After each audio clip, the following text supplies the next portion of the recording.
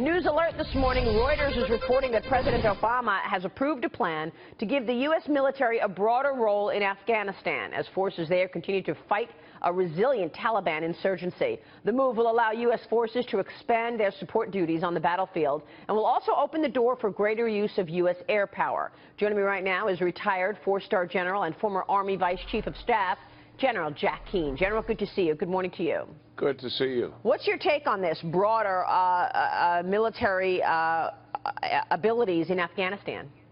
Good decision. Good decision. Yeah, absolutely. The reality is the Taliban own more territory now than they've done at any time since 2001, when we actually made the invasion to topple the Taliban government.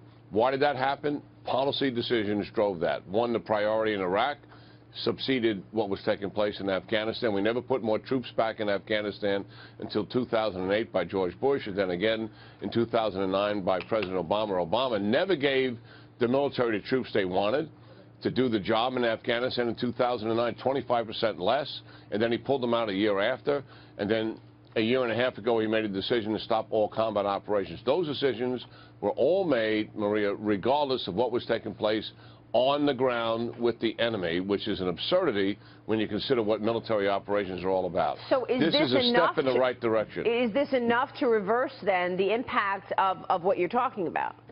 No. No, it's not. Yeah, so what needs to be done further? And here's the reality of it, Maria, and it's sad commentary.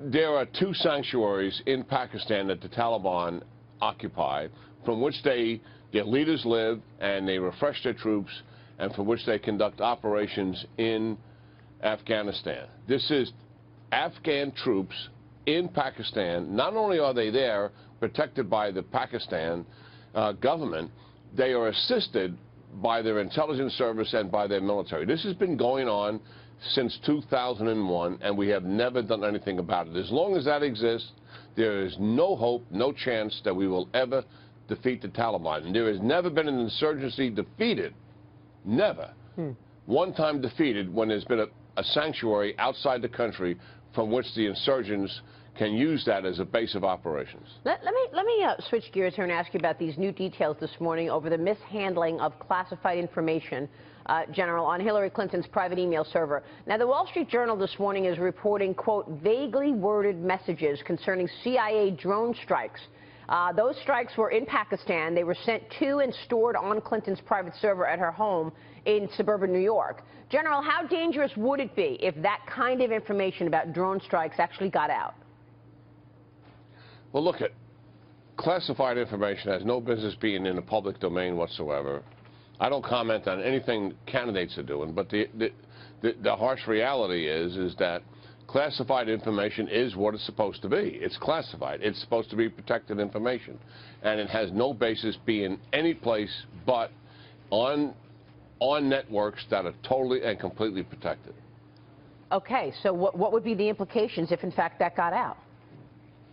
Well, the truth is we don't know what has gotten out, whether it has or whether it has not gotten out, and the reality is, of course, it would have adverse implications if classified information is in the hands of our adversaries, and that's something we deal with every day. Right. We go to extraordinary measures, Maria, to protect information that this government is using on classified networks, and the firewalls that we create, the cyber defense to protect that, are quite formidable, and we do it every single day. Now, obviously, at times the government makes mistakes. At times, some of that information is leaked out unintentionally, but we go to huge measures to protect what this government is doing. General, the Washington Post is reporting this morning that around 12 released Gitmo prisoners freed during the George W. Bush administration have been involved in attacks on American soldiers in Afghanistan, including one female civilian aid worker who was killed back in 2008. What's your take on this? We continue to see any Gitmo prisoner released go back to the fight. This has been a dilemma since the beginning, and so, so our viewers understand, we normally fought wars, and certainly we've taken prisoners as a result of those wars, and we've held them to the termination of that war. What made this different is that this is a protracted war. And they go on for years and years and years. And then there's pressure on the government that's holding them, Bush administration, Obama administration, to release them, even though the war is not terminated. And we try to convince ourselves, Maria, and this has been going on from the beginning, that those who we are holding somehow, some way, will not return to the fight, and that it's not going to be a problem for our troops years later, and it's not going to be a problem overall for the United States objectives.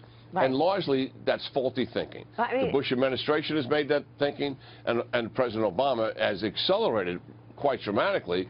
The last 200 down at Gitmo are the worst of the worst, and we are releasing most of all of those who are guaranteed to go back into the fight. As if something happens while they're behind bars to change their way of thinking. Why would they change their way of thinking?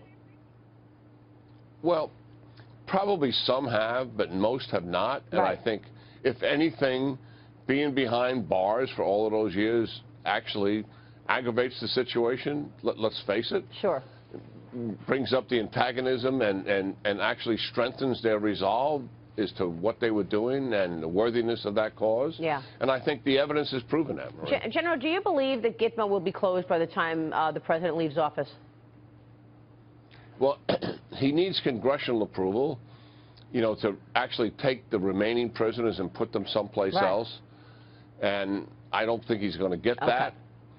That's the reality of it. But he's bringing it down to such a low number that de facto he's taking away what Gitmo stood for. Wow. Remember that President Bush wanted to close Gitmo as well. And both administrations have missed the entire issue here. And that is that this has never been a catalyst for recruitment for radical Islamists.